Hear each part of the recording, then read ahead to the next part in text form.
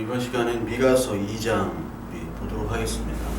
미가서 2장에는 그 이스라엘 유다 백성들의 범죄의 상들이 자세하게 나오고요. 특히 땅을 빼앗는 문제, 압제하는 그 부유한 자들이 이 땅에 있는 재물들을 자기의 것인 양 뺏어서 자기의 소유로 가져가면서 동시에 많은 사람들의 재산을 약탈해서 자기의 소유로 삼고 하나님을 믿지 않고 또 하나님의 말씀을 전하는 선지자들에게 예언하지 말라, 즉 설교하지 말고 말씀을 전하지 말라라고 요구하는 그런 모습들이 2장에서 나오고 있습니다.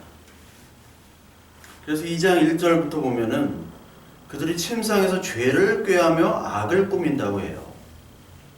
날이 밝으면 그 손에 힘이 있으므로 그것을 행하는 자는 화 있을진저. 이들이 힘이 있고 그리고 자기가 가진 것들이 있기 때문에 침상이 일어나자마자 죄악을 꾸민다고 합니다. 죄악을 꾸미면서 어떤 일을 하느냐? 2절 밭들을 탐하여 빼앗고 집들을 탐하여 차지하니 그들이 남자와 그의 집과 사람과 그의 산업을 강탈하도다. 첫째, 밭을 탐하고 집을 탐합니다. 부동산을 탐하죠. 우리도 이제 부동산이 가장 단군 이래로, 단군이 있었는지 모르지만 단군 이래로 부동산은 떨어진 적이 없잖아요.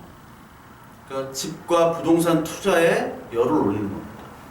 어떤 권력을 차지하게 되면 정보를 가지고 미리 개발하는 그 곳에 땅을 사고 부동산을 사서 거기서 부당이득을 취하는 사람들이 지도자들이었어요. 우리나라의 지도자들. 이 백성들만 이제 피해를 보고 백성의 고열을 빼먹는 이런 지도자들. 마찬가지로 하나님의 자녀라고 하는 사람들이 이렇게 어려운 사람들 그리고 가난한 사람들의 돈을 빼앗아서 자기의 것으로 소유를 삼는 거죠. 땅을 빼앗고 집을 빼앗습니다. 근데 이 땅이 어떤 땅이에요? 땅은 원래 누구 겁니까? 하나님 거잖아요. 하나님 소유. 하나님에게 소유가 있기 때문에 레위기 25장에 희년 제도가 있는 겁니다. 희년. 이 원래 주인, 이 원래 주인도 원래 하나님 건데 너희들의 원래 주인으로 돌아가라. 종들도 해방이 되고 땅도 원래 주인으로 가고. 근데 그 주인도 주인이 아니라 하나님이 주인인데 사용권만 보장이 되는 거죠. 사용권. 그래서 헨리 조지 같은 경우는 뭐 토지세 이런 것도 얘기하고 희년 정신을 가지고 이 부동산 개혁을 해야 된다고 헨리 조지가 옛날에 얘기했듯이 지금 우리나라의 문제, 부동산 문제가 많이 크죠. 뭐를 해서 돈을 벌 수 있습니까? 부동산밖에 없어요. 강남에 아파트를 사놓고 그것이 오르면 뭐 5, 6억짜리 샀는데 뭐 15억, 20억이 되면 그냥 금방 돈을 벌잖아요. 언제 월급을 받고요. 언제 뭐 일을 해서 돈을 법니까? 벌 수가 없는 겁니다.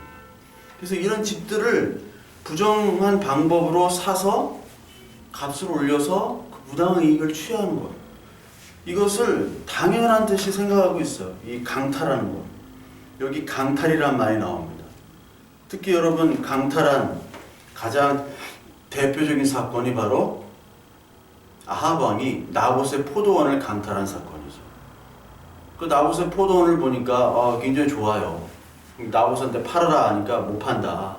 이건 대대로 물려받은 땅이고 그리고 이 포도밭은 우리 게 아니라 하나님 거니까 이 땅은 하나님 거니까 내가 계속해서 포도밭을 키우면서 살아야 된다. 이렇게 거부하니까 이세벨이 뭘 그렇게 고민하느냐, 그냥 죽여라 해가지고 죽이잖아요. 그 나봇의 포도원을 죽여버립니다. 두세 사람의 증인을 세워가지고 폭력배를 세워가지고 나봇이 하나님을 경멸하는 그런 언행을 했다, 그런 행동을 했다 해가지고 유명을 씌웁니다. 이게 나봇의 포도원, 그 포도원의 주인이 바로 예수 그리스도예요. 예수 그리스도 포도원 비유를 하죠. 그 일꾼을 받는 그 품삯을 받는 일꾼들이 그 포도원까지 뺏으려고 하잖아요. 그 포도원 주인의 아들을 죽이자고 모의를 하죠. 여기도 죽이자고 모의를 하고 빼앗자고 모의를 합니다. 눈 뜨자마자 모의를 해요. 악을 꾀할 수 있도록. 왜? 내가 돈과 권력을 가지고 있기 때문에. 아합 역시 돈과 권력을 가지고 있는 왕이었어요. 근데 아합은 조금 양심이 있었던 것 같은데 이 여자가 문제야. 이세벨. 이세벨이 계속해서 아합이 고민을 하니까 그냥 죽여버려. 그리고 네가 좋은 대로 행해. 그래서 직접 죽이고 그 포도를 빼앗잖아요. 두세 증인을 세워가지고 얘는 하나님을 모욕한 사람이다. 예수님도 하나님 모욕죄로 고발이 된 거잖아요. 지가 하나님이라고 하고 하나님의 아들이라고 하고 그런 누명을 씌워가지고 죽였듯이 이 아합에게 이세벨에게 이 나봇의 포도원의 주인이 나봇이 죽게 됩니다. 그러니까 다 자기 거라는 거죠. 여기 있는 아합과 이세벨 뿐만 아니라 여기 있는 이스라엘 모든 사람들이 지금 강도가 된 거예요. 강탈하는. 그러니까 이 미가가 여호와의 말씀에 내가 이 족속에게 재앙을 계획한다. 너희 목에 의해서 벗어나지 못할 것이요 또한 교만하게 다니지 못할 것이라. 이렇게 범죄를 하니까 하나님이 재앙을 주시는 거죠. 재앙. 심판을 주시는 겁니다. 죄악을 꾸미고 밭과 집을 다 빼앗는 하나님의 소유물인데도 불구하고 자기 소유물로 여기는 그런 인간들. 내가 힘과 권력이 있기 때문에 내가 하나님이 된 그런 인간들. 십계명을 어긴 인간들이죠. 하나님의 계명을 어긴 인간들. 하나님께서 그 죄인을 불러가지고 그 노예였던 이스라엘을 불러서 땅을 주고 그 땅은 원래 인간의 땅이 아니잖아요. 하나님 주신 땅인데 그걸 자기 땅인 양 소유하고 그걸 더 크게 넓히고 그러면서 하나님을 섬긴다고 하며 거짓말하고 이랬던 이 사람들을 하나님께서 심판하신다는 겁니다. 그러니까 하나님의 심판이라는 것은 누가 주인이냐, 주인이 누구냐 드러나는 거예요. 주인이 누구냐, 누구야 누구, 너냐 나냐, 네가 이 땅의 주인인 줄 알고 네가 뺏어가지고 네 소유인 줄 알고 살아가고 있지. 근데 하나님, 내가 바로 이 땅의 주인이고 이 인생의 주인이야. 많은 크리스찬들이 자기의 소유, 자기의 것들을 많이 소유하기를 원하고 그걸 노력을 합니다. 말로는 하나님의 은혜라고 하지만 자기의 능력과 자기의 소유를 자랑하기 바빠요. 자랑하고 그것을 더 2배, 3배, 4배, 30배, 60배, 100배의 축복을 받으려고 노력을 합니다. 그게 부정한 방법도 다 들어가는 것이고요. 그때 마지막에 하나님께서 주인인 걸 물어보실 거예요. 너 네 힘으로 했다고? 내가 도와주지 않았으면 너 소유할 수 없는데. 아니, 이 모든 소유물은 내 거야. 하나님인 내 거야. 그게 바로 심판의 날에 보여질 하나님의 일이에요. 재앙의 날에 인간의 권력과 인간의 죄악과 인간의 모든 거짓들이 다 드러난다고요. 재앙의 날에. 재앙의 날에 네가 얼마나 교만하고 네가 얼마나 죄가 있는지를 하나님께서 분명히 보여주신다는 겁니다. 재앙의 때임을 내가 보여주겠다. 그때 이 재물과 이 땅 온 우주 만물의 주인이 나임을 너는 볼 거야. 그러니까 이제 정신 차리라는 겁니다. 재앙이 임하기 전에 하나님께 돌아오라는 거예요. 호세아에게 말씀하셨던 것처럼 하나님께 돌아가자. 4절, 그때 너희를 조롱하는 시를 지으며 슬픈 노래를 불러 이르기를 우리가 온전히 망하게 되었도다. 그가 내 백성의 산업을 옮겨 내게서 떠나게 하시며 우리 밭을 나누어 패역자에게 주시리다 하리니. 조롱하는 시까지 나오게 돼요. 완전히 망했다. 우리의 산업, 우리의 분기시죠. 우리의 땅, 우리의 재물, 재산, 이것을 다른 자, 패역자에게 준다. 이거 이방인들, 그 이방의 침입자들, 여러 제국들에게 그 땅을 다 나누게 한다는 거예요. 분기, 기업, 분깃이 12지파에게 나누는 땅입니다. 근데 그 땅은 궁극적으로 어떤 걸 얘기하냐면 땅이란 건 사실 가나안 땅, 이거는 바로 예수 그리스도를 상징하는 거잖아요. 이게 분깃입니다. 기업이에요, 기업. 이 기업, 네가 이 기업을 줬지만 이 기업을 거절함으로 네가 네 것으로 생각하니까 이방인에게 주겠다. 이게 사도행전부터 나오는 거잖아요. 유대인들이 예수 그리스도를 믿지 않습니다. 하나님이 땅을 주신다는 구약의 표현은 우리에겐 믿음을 주시는 거예요. 우리에게 어떠한 이 산지를 내게 주소서 막 땅을 샀는데 그걸 더 하나님이 큰 땅을 주시고 내가 저 땅을 사기를 원하는데 돈이 없습니다. 하나님 저 땅 주세요. 이런 기도가 아니라 그 하나님께서 주신 이 땅의 기업은 예수 그리스도를 우리에게 준다는 표현이에요. 신약에서. 근데 그걸 거부했기 때문에 이방인에게 주죠. 이방인에게 주고 선택한 육신적인 이스라엘이 심판이 되잖아요. 육신적인 이스라엘은 다 심판이 됩니다. 마음의 할례를 받은 유대인이나 마음의 할례를 받은 이방인만 구원이 되고 육신적인 이스라엘이나 뭐 이방인이나 다 육신적인 할례 받지 않은 자들은 다 심판의 대상이에요. 그러니까 하나님께서 심판을 주신다는 거예요. 왜? 네가 땅을 빼앗았기 때문에 내가 다시 그 땅을 빼앗아 버리겠다. 네가 네 거라고 생각하고 하나님의 땅을 빼앗았지. 근데 그 땅 주인이 누구냐? 나니까 내가 이 땅 다른 놈한테 줄게. 전혀 다른 애한테 줄게.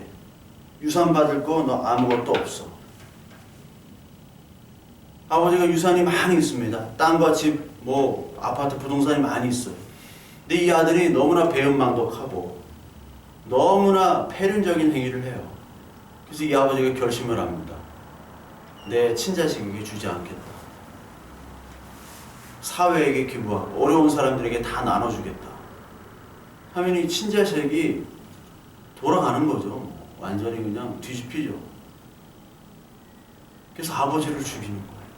어머니를 죽이는 거예요. 이게 이스라엘의 역사였어요. 이스라엘의 지금 고발입니다. 선지자의 고발이고 그게 예수 그리스도께서 우리를 위해서 죽으신 모습이에요. 이 기업의 모든 클라이막스인 예수님이 오셨는데도 그 예수님을 인정하지 않잖아요. 그 예수님이 아닌 내 힘과 내 노력, 내가 가지고 있는 땅, 이거 붙잡고 있으니까 진짜 주인인, 그 땅의 주인인 예수님이 오셔서 그걸 걷어가시는 겁니다. 걷어가시려고 하니까 이게 화가 나니까 예수님을 죽인 거예요. 신약의 사건입니다. 이렇게 하나님께서는 이것들을 다 나눠버려요. 그러니까 인간들은 에덴 동산 후, 죄악 후 하나님의 그 형상을 닮은 이 인간이 그 선악을 알게 하는 열매를 먹은 후에 이제 하나님 행세를 하고 다니는 거죠. 아, 이 땅 다 내 거야. 이 노력 다 내 거야. 하나님께서 거저주신 이 가나안 땅, 노예에서 불러주신 그 은혜들을 다 잊어버리는 거예요. 난 노예도 아니고 내가 왕이고 내가 주인이야. 근데 하나님은 항상 너는 이 땅의 나그네야. 그걸 잊지 마. 라고 항상 얘기하시면서 고아와 나그네에 대해서 대접하라고 하셨죠? 구약에서. 그 고아와 나그네를 대접하라는 것은 너희들이 바로 고아와 나그네였고 내가 고아와 나그네인 너희를 구원해줘서 이렇게 땅을 주고 이 땅으로 인도해 주셨으니까 고아와 나그네가 왔을 때는 너임을 알고 잘 대접하는 거예요.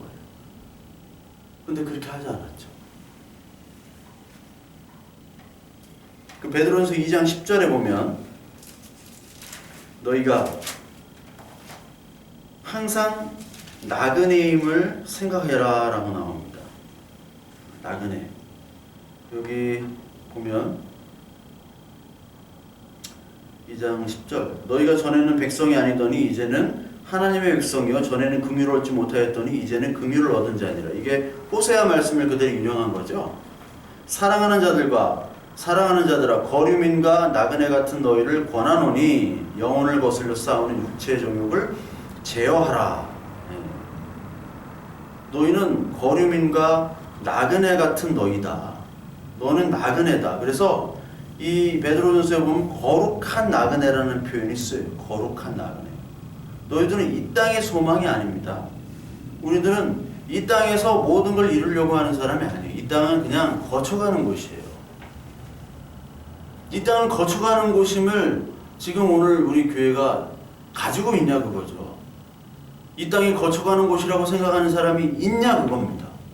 이 교회 예배를 드리면서 하나님 나라를 소망한다면서 이 땅을 거쳐가는 곳이 아니라 이 땅의 마지막 종착지인 양 살고 있는 사람이 대부분이란 말이죠.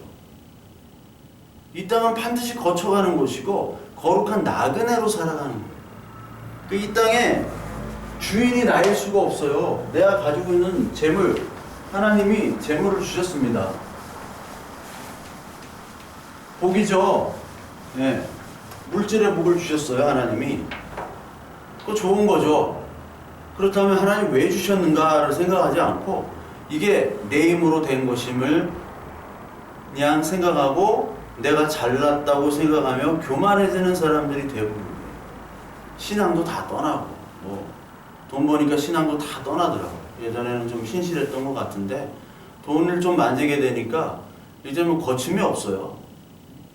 돈 쓰는 것도 거침이 없고 이제 돈을 버는 방법을 아니까 그 버는 방법이 합법적이 않은 방법, 불법적인 방법도 많이 있고 편법도 많고 근데 그렇게 하다 보니까 이제 죄책감을 느끼지 않아요. 죄에 민감해지지 않습니다. 그러니까 하나님께서 그렇게 죄에 민감해지지 않은 자들, 아합 같은 자들이죠. 이세벨 같은 자들. 나봇의 포도원을 뺏은 겁니다. 하나님의 그 기업인데도 불구하고. 그러면은 하나님께서 긍휼로 그들을 구원해 주셨는데 그 긍휼을 받은 그들이 긍휼과 자비를 어려운 사람들에게 베풀지 않는 그런 인간들이 되어버렸어요. 그렇다면 긍휼의 원천이신 사랑의 원천이신 하나님께서 긍휼을 베푼 그 사람들에게 준 긍휼을 걷어가시는 겁니다. 걷어가세요. 내가 긍휼을 줬더니 이놈의 자식들이 그거를 가지고 죄악에 이용을 한다. 하나님의 은혜를 가지고 죄악에 이용을 하고 하나님이 주신 능력과 그런 재능들을 범죄에 이용하니까 하나님이 걷어가시는 거죠. 내가 용서하지 않겠다. 다 뺏어버리겠다. 이게 패역자에게 주는 거예요. 온전한 그 기업들을 이제 다 걷어가시는 겁니다. 그러니까 여호와의 회중에서 분깃에 줄 댈 자가 너희 중에 하나도 없으리라. 이제 자기가 가지고 있는 재산이 다 없어졌다는 얘기입니다. 이제 이스라엘에게 남은 재산이 아무것도 없어요. 하나님이 주신 이 기업들이 다 사라졌다는 얘기예요. 그거를 지금 미가가 얘기를 하고 있어요. 너희들이 계속 범죄하면 긍휼의 하나님이 긍휼을 걷어가실 것이고 너희들의 기업들을 다 하나님께서 걷어가실 것이다. 재산 다 이방인들에게 줄 거야 하니까 6절에 뭐라고 하냐? 그들이 말하기를 너희는 예언하지 말라. 이것은 예언할 것이 아니거늘 욕하는 말을 그치지 아니한다 하는도다. 자, 그들의 반응은 예언하지 말라. 예언이라는 것은 하나님의 말씀을 전하지 말라, 설교하지 말라는 거예요. 이들의 목적은 뭐냐면 잘 먹고 잘 사는 겁니다. 예언하지 말래요. 아까 아합이 나왔는데 아합이 전쟁하러 가기 전에 이제 선지자의 말을 듣는데요. 미가의 선지자는 그 아합에게 당신 전쟁에 나가면 죽습니다 했는데 거짓 선지자인 시드기야가 아니 나가 승리할 거야. 그러면서 이 거짓 선지자, 이 참 선지자인 미가의 선지자에게 이 인간은 거짓 선지자다라고 하면서 뺨을 때리죠. 예수님도 참 선지자셨기 때문에 많은 사람들로부터 뺨을 맞았습니다. 그러니까 좋은 얘기를 하는 사람 좋아하죠. 아니, 전쟁 나가면 당신 죽습니다 하는데 그걸 경고로 받아들여야 되는데 부정타는 말을 한다고 이 미가야 선지자를 싫어하고 그리고 당신 승리합니다 라고 거짓말을 하는 이 거짓 선지자를 아합은 좋아하죠. 결국 아합은 그 전투에서 전사하고 맙니다. 그 믿지를 않는 거예요. 자기가 원하는 말, 자기가 좋아하는 말만 하는 사람을 좋아해요. 그러니까 자기의 기득권을 그리고 자기의 권리를 더 보완해주고 그를 정당화시켜주는 사람, 그걸 하나님의 은혜로 포장하고 축복을 해주는 사람, 자기의 정치적인 의도를 찬성하고 그거를 더 선동하게 해주는 그런 선지자와 설교자들을 좋아하는 겁니다. 지금 이 시대에도 똑같죠. 그런 선동가들을 너무너무나 좋아해요. 선지자를 좋아하는 것이 아니라 선동가를 좋아합니다. 죄를 합리화시켜주고 하나님께서 다 허락해 주시는 거야. 다 인정해 주셔. 하나님께 거기에 축복해 주셔. 네가 나봇의 포도원을 뺏었지만 그것은 왕이기 때문에 당연히 하나님께서 허락하신 거야. 왕이니까 뺏어도 돼. 하나님이 좋아하시는 거야. 라고 하나님을 거들먹거리면서 하나님의 말씀을 근거로 해가지고 그들에게 죄를 합리화시켜주는 거짓 선지자들이 넘쳐나고 있다는 겁니다. 이 시대 때도 마찬가지고 지금도 마찬가지입니다. 권력과 재물에 빌붙어서 그래서 콩고물을 먹기 위해서 그들이 원하는 말들을 해주는 사람들이 많이 있습니다. 그것들을 다 좋아해요. 이사야서 28장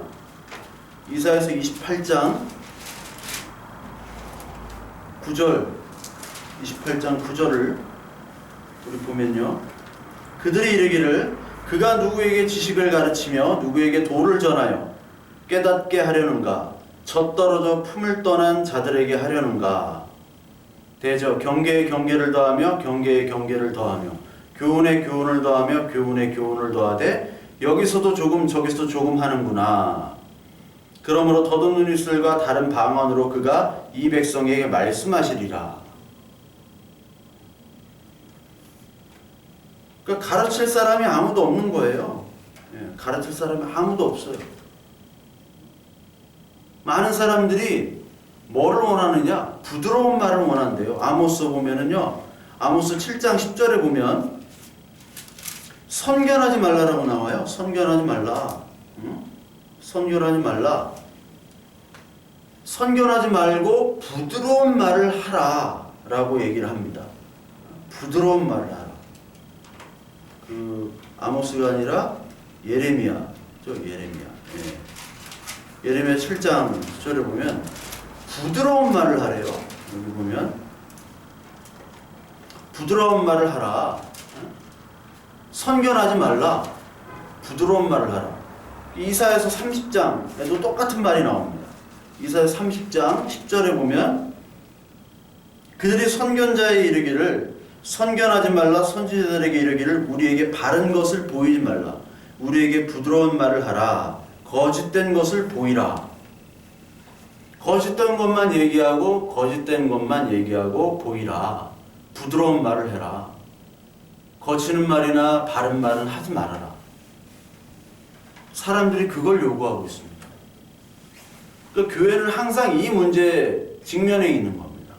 과연 하나님의 말씀이 전달되어야 되는 곳이 교회인데 교회가 이 세상에 많은 그런 잡단, 하나님 볼 때는 하나도 인정되지 않는 그런 쓰레기들, 그게 사실은 수고하고 무거운 짐들이에요. 예수님이 수고하고 무거운 짐진 자들아 다 내게로 오라. 그 수고하고 무거운 짐들은 뭐냐면 율법이죠. 이 세상은 율법의 세계입니다. 열심히 노력해서 인과응보 법칙에 따라 내 몫을 할당받는 것, 그리고 편법이나 모든 수단과 방법을 다 동원해서 인간이 가지고 있는 체계 속에서 자기의 우월을 주장하는 그런 것이기 때문에 당연히 피라미드 구조죠. 이 피라미드 구조 속에서 하나님은 이 피라미드에서 살아나려면 이 밑에 사람이 엄청나게 노력을 해야 됩니다. 근데 하나님께서는 이 수고를 인정치 않으시는 거예요. 그러니까 인간들을 보면서, 이 수고하는 인간들을 보면서 긍휼히 여기시는 거예요. 왜? 죄인들이기 때문에. 죄악이기 때문에. 자신이 하나님이 되고 자신이 선을 위해서 자신의 재물과 자신의 힘과 능력을 위해서 열심히 하는 이 모든 행동들이 하나님 볼 때는 수고하고 무거운 짐이에요. 근데 이 수고하고 무거운 짐을 가지고는 하나님의 나라, 영원한 생명의 나라에 들어갈 수가 없습니다. 이거 얼마나 불쌍해요. 수고하고 무거운 짐진 자들아 다 예수 그리스도께로 오라는 거예요. 수고하고 짐진 너희들을 보니까 그 수고하고 무거운 짐을 가지고는 나한테 올 수가 없는 거예요.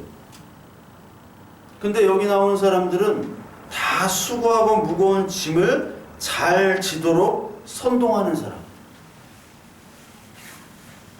그 선동꾼이 바로 제사장과 선지자가 된 거죠. 이게 이방 종교랑 똑같은 겁니다. 이방 종교가 그 짓을 하고 있는 거예요. 이방 종교가 바로 그 일을 하고 있는데 이 하나님의 선지자라고 하는 사람들, 하나님의 제사장이라고 하는 사람들이 똑같은 짓거리를 하고 있죠. 그래서 이 백성들이나 그리고 이 부자들이나 선지자나 이런 사람들이 참 선지자 미가에게 얘기하지 말라라고 얘기해요. 절대 얘기하지 마. 예레미야 11장에도 하지 말라고 얘기합니다. 예레미야가 망한다고 하니까 야 부정 다 하지 마. 그 선지자들의 말은 듣기 싫은 거예요. 예레미야 11장 21절에 보면 여호와께서 아나돗 사람들에게 대하여 이와 같이 말씀하시되 그들이 내 생명을 빼앗으려고 찾아 이르기를 너는 여호와의 이름으로 예언하지 말라. 두렵건대 우리 손에 죽을까 하노라 하도다.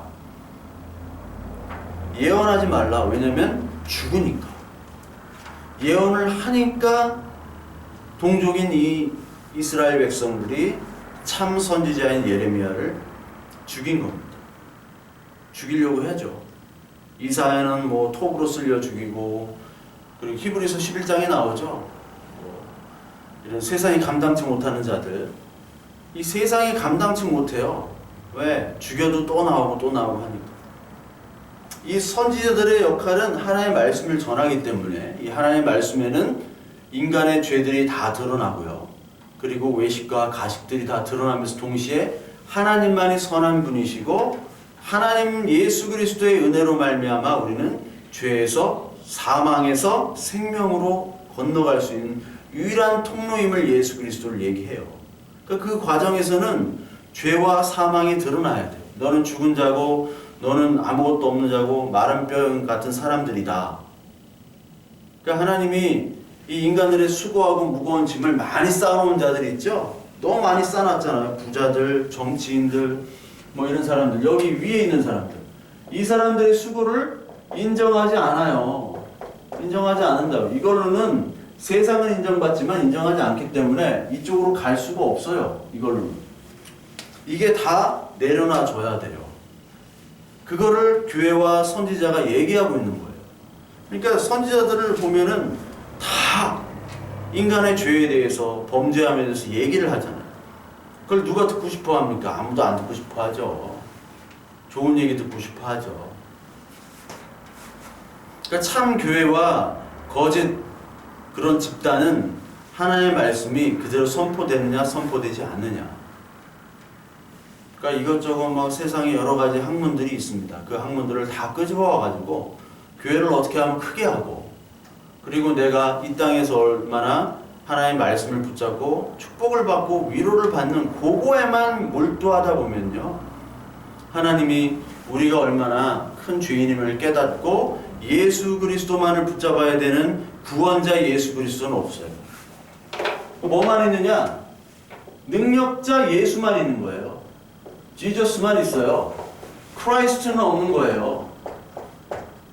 이것만 있으면 안 돼요. 지저스 크라이스트가 돼야 돼요. 이 인간, 특별한 능력을 가진 이 인간만 바라보는 거예요. 이 지저스가 얼마나 많은 능력을 행했습니까? 이것만 바라보는데 이 능력에서 크라이스트로 가지를 못해요. 구원자. 그럼 구원이 뭐냐? 잘 먹고 잘 사는 데만 머물러 있는 요 지저스만 믿으면 이거는 구원자가 믿는 것이 아니죠. 구원자를 믿는 것이. 이 크라이스트를 믿어야 되는데 모든 사람들이 다 여기에만 머물러 있어요. 이거를 그냥 인간 종교예요. 이거는 종교. 이거는 지옥이란 말이에요. 지옥. 생명이 없는 거예요. 무간도의 지옥입니다. 크라이스트로 가야 되기 위해서는 이 선지자의 말을 들어야 돼요. 참 선지자의 말. 이 참 선지자의 말은 듣기 힘듭니다. 부끄럽고 힘들고 아프고. 근데 그 심판을, 그 하나님의 사랑의 심판을 들어야 돼요. 그 심판의 말씀. 죄가 다 드러나야 돼요. 모든 게 다 토해져야 돼요. 근데 이 인간들은 듣기를 싫어해요. 그래서 7절에 보니까 너희 야곱의 족속아 어찌 이르기를 여호와의 영이 성급하다 하겠느냐, 그의 행위가 이러하시다 하겠느냐, 나의 말이 정직하게 행하는 자에게 유익하지 아니하냐. 이상한 말을 해요. 이 7절 이 말은 여호와의 영이 성급하다라는 게 어떻게 성급하게 그냥 심판을 주시냐 그 얘기예요. 심판을 바로 주시지 않고 여호와께서 기다린다, 그게 참을성이 없이 그렇게 하겠느냐? 하나님이 심판하지 않겠다라고 하는 얘기예요. 그러니까 자기 멋대로 성경 말씀을 해석합니다. 자기 멋대로. 여기 그의 행위가 이러하겠다 하겠느냐, 나의 말이 정직하게 행하는 자에게 유익하지 아니하냐. 하나님의 영이 성급하지 않기 때문에 함부로 심판하지 않는다. 요 말이 정직하게 행하는 자, 지들 생각에 정직하게 행하는 이 세상 사람들에게 유익하다. 그러니까 그 사람들은 이 거짓 선지자의 귀 기울이는 이 사람들, 그리고 아랫사람들을 핍박하고 착취했던 이 사람들은 자기의 행위도 정직하고 많은 이 세상이 바로가고 있는 정직한 사회라고 이들은 생각하고 있는 겁니다. 착각이죠. 하나님은 심판하지 않으셔. 하나님은 우리 아버지이기 때문에 절대 심판이 없어. 내가 이렇게 하는 거, 하나님이 다 나 구원해 주셨으니까 이렇게 해도 돼. 요 말을 많은 사람들이 듣고 수용하는 게 옳다고 얘기하는 거예요. 그러니까 이 사람들이 원하는 제사장이나 선지자들, 특히 선지자들은 어떤 말을 하기 원하냐면 이 죄들, 자기의 부패함, 그리고 죄, 거짓, 이것들, 그리고 자기의 소원대로 설교해주고 자신의 향락과 그리고 풍성한 삶을 유지시켜주고 지탱하는데 그 도움을 주는 그런 말씀들을 원하는 자들을 참 선지자로 여겨주고 있죠. 그렇죠. 그러니까 하나님의 말씀을 가지고 이들에게 면죄부를 주는 그런 종교인을 원하는 거예요. 종교인, 면죄부 많이 팔았잖아요. 내가 가지고 있는 면죄부는 10명을 구할 수 있으니까 돈 얼마씩 줘. 이런 거를 막 써가지고 팔았잖아요. 십자군 전쟁 나갈 때, 십자군 전쟁 가면은 면죄부, 가족까지 다 구원을 얻을 수 있다. 그 말에 속아가지고 나간 사람들도 많잖아요. 이게 말이 됩니까? 어떻게 그게 말이 돼요? 면죄부가. 그 면죄부를 그냥 주는 거예요. 007에 살인명령이 있듯이 면죄부, 죄 허가증, 죄 특권, 하나님 용서권을 막 주는 거예요. 너 죄 져도 돼. 하나님은 심판하지 않는 분이야. 그걸 그대로 믿고 그대로 하나님께서 하실 거야. 왜? 하나님은 노하기를 더디하시는 분이니까. 이게 출애굽기 34장에 나오는 겁니다. 34장 6절에 하나님께서 노하기를 더디하시는 분이래요. 그 베드로후서에도 나오죠. 하나님은 참고 또 참으시는 분이다. 노하기를 더디하시는 분. 그렇죠. 우리에게 노하기를 더디게 하시니까 우리의 죄악에도 불구하고 아직까지 심판하지 않으시는 겁니다. 그건 맞아요. 하나님은 계속 참으세요. 또 참고 두고 보시고. 왜? 하나님이시고 우리의 자녀니까. 근데 우리는 그렇게 생각해서는 안 되죠. 하나님은 그렇게 계속 참으시는 거예요. 하나님의 시간대에는 천년이 하루 같고 하루가 천년 같아요. 하루 참는 거나 천년 참는 거나 똑같습니다. 근데 우리는 오늘 하루하루 종말론적 삶을 사는 때 그 종말론적 삶의 자세는 오늘도 하나님 앞에 겸손히 무릎 꿇고 우리의 죄악들을 회개하며 사는 삶이에요. 겸손하게. 하나님이 오늘 오실 수도 있다. 그 마음을 가지고 살아가는 사람이에요. 근데 전혀 그 마음을 살질 않죠. 여기 8절, 9절 근래에 내 백성이 원수같이 일어나서 전쟁을 피하여 평안히 지나가는 자들의 의복에서 겉옷을 벗기며 내 백성의 부녀들을 그들의 즐거운 집에서 쫓아내고 그들의 어린 자녀에게서 나의 영광을 영원히 빼앗는도다. 이것은 너희가 쉴 곳이 아니니 일어나 떠날지어다. 이는 그것이 이미 더러워졌음이니라. 그런즉 반드시 멸하리라. 멸망이 크리라. 하나님께서 멸망시킨다는 얘기입니다. 너희들 지금 잘못 이해하고 있어. 하나님은 심판하시는 분이야. 분명히 오늘 심판하실 수도 있어. 오늘 갑자기 오실 수도 있어. 내일 온다, 내일 모레 온다, 뭐 10년 후에 온다. 아니야. 오늘 심판하러 오실 수 있어. 그러니까 오늘 하루하루가 마치 하나님의 심판인 것처럼 우리는 하나님 말씀 앞에 겸손히 살아야 된다고 선지자들이 얘기하고 있는 겁니다. 근데 이 사람들은 하나님을 잘못 이해하고 있어요. 그러니까 신앙의 가장 큰 적은 뭐냐? 신관, 하나님의 관점. 하나님은 어떤 하나님인가? 이거를 잘못 파악하고 있어요. 하나님 관이 틀리니까 인간관도 틀려지고요. 구원관도 다 틀려집니다. 하나님이 어떤 하나님인지 몰라요. 여러분들이 믿는 하나님은 어떤 하나님입니까?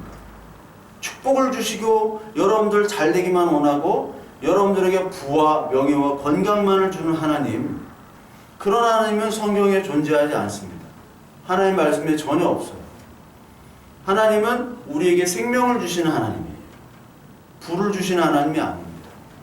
우리에게 죄악을 드러내게 하시고 그 죄악을 진단한 후에 예수 그리스도로 말미암아 죄를 용서해 주시는 하나님이에요. 근데 인간은 그 죄와 용서와 하나님의 생명과는 전혀 관계가 없어요. 관심도 없어요. 하나님의 잘못된 이해다 보니까 자기가 원하는 대로 마음대로 하나님께 외치면서 하나님은 이거를 도와주시는 보조자 역할의 그 하나님, 그 하나님만을 얘기하고 있잖아요. 네. 그 하나님만을 얘기하고 있는 이 인간들. 그 인간들은 하나님을 지금 잘못 이해하고 있어요. 여러분 교회에서도 지금 하나님은 내가 어떤 하나님을 믿고 있는가 살펴보셔야 되고 지금 다시 한번 저와 여러분들의 모습을 봐야 됩니다. 나는 과연 어떤 하나님을 섬기고 있고 어떤 하나님을 믿고 있는가.